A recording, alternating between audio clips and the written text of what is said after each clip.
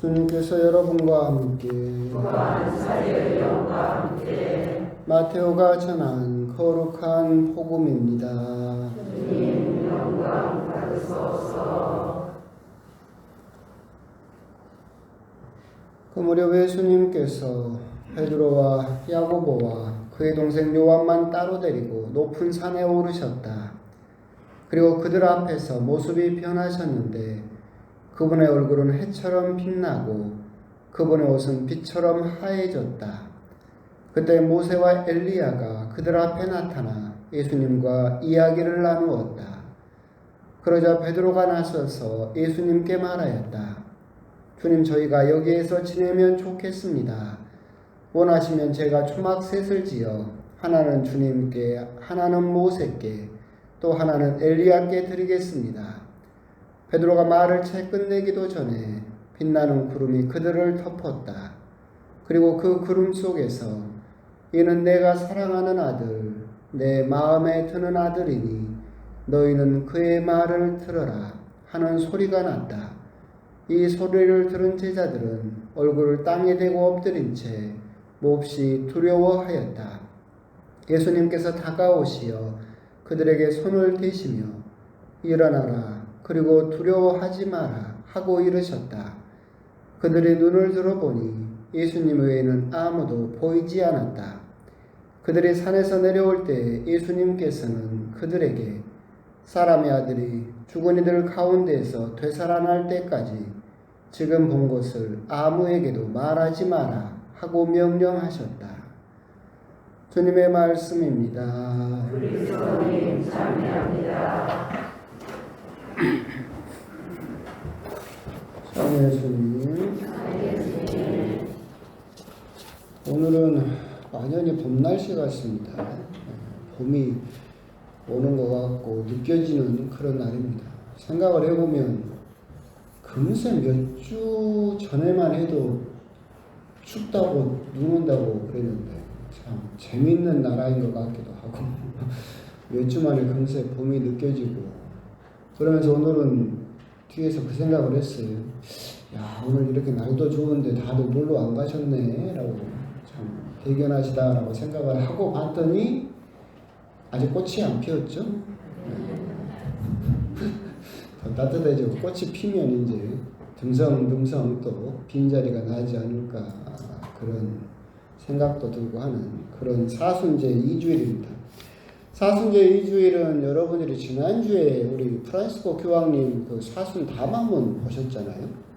그러면서 사순제 2주일은 항상 주님의 변모에 대한 이야기를 하고 있다라고 하시면서 교황님께서는 그 변모 이야기를 통해서 사순시기에게 우리 두 가지 제안을 하겠다라고 말씀을 하셨고, 첫 번째 제안은 오늘 복음에 나온 것처럼 하느님의 말씀이죠.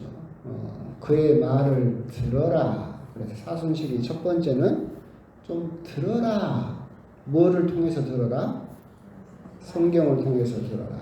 기도와 전례, 성령을 통해서 좀 하느님의 말씀을 들어보는 그런 사순시기가 되었으면 좋겠다라고 첫 번째 제안을 하셨고, 두 번째 제안은 예수님께서 하셨던 말씀, 일어나라, 그리고 두려워하지 마라 라는 말씀처럼 세상 속으로 내려가야 된다라는 말씀, 어떤 그냥 피상적인 감동, 영적 체험 이런 것만을 쫓아서 자꾸 산 위로 도망가려고 하지 말고 예수님께서 내려가셨던 세상 속 나의 일상의 삶으로 가서 그 십자가를 져야 된다, 즉 내려가라 라고 하는 것이 교황님의 두 가지 제안이었었죠.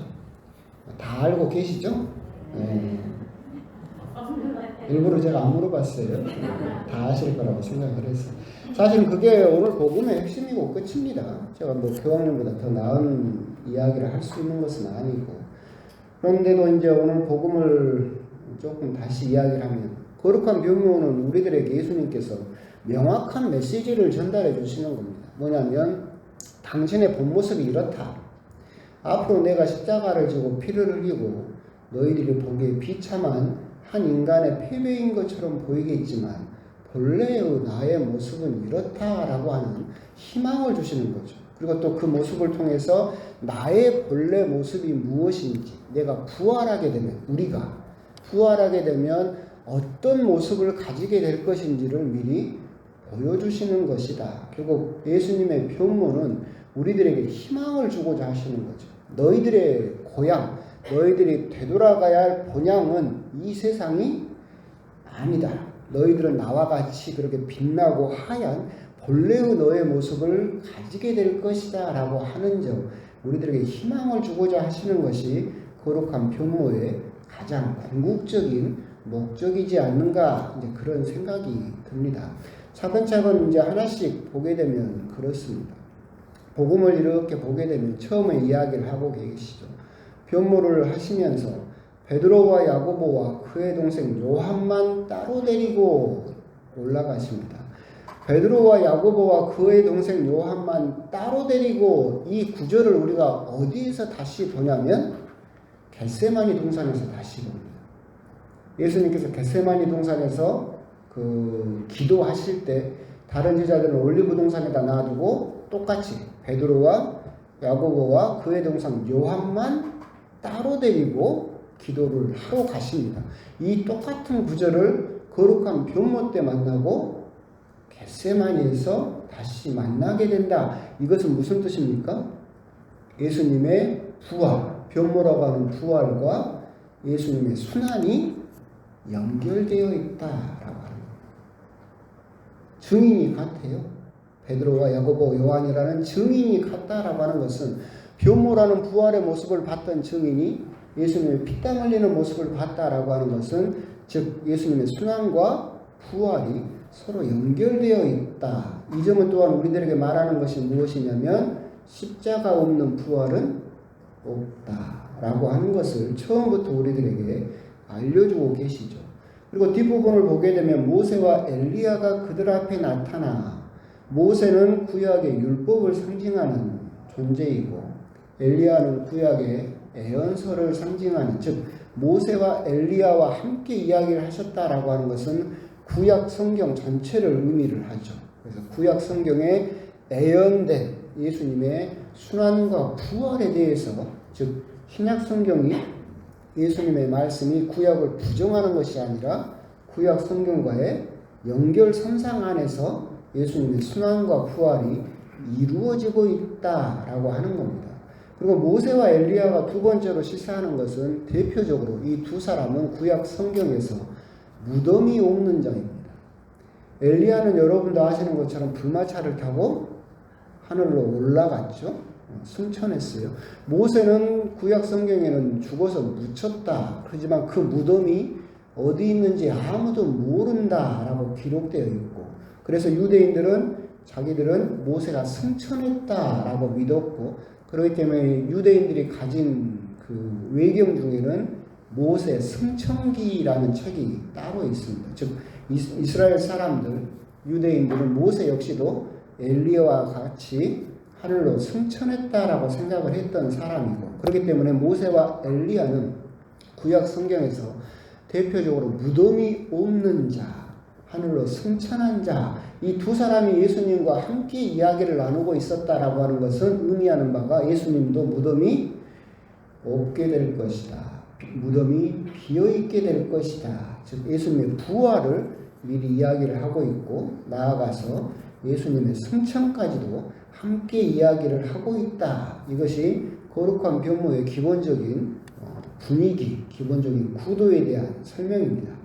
그런데 여기에서 베드로가 나서서 이야기를 하죠. 저희가 여기서 지내면 좋겠습니다. 제가 초막셋을 지어 그냥 여기 삽시다 라고 이야기를 하죠.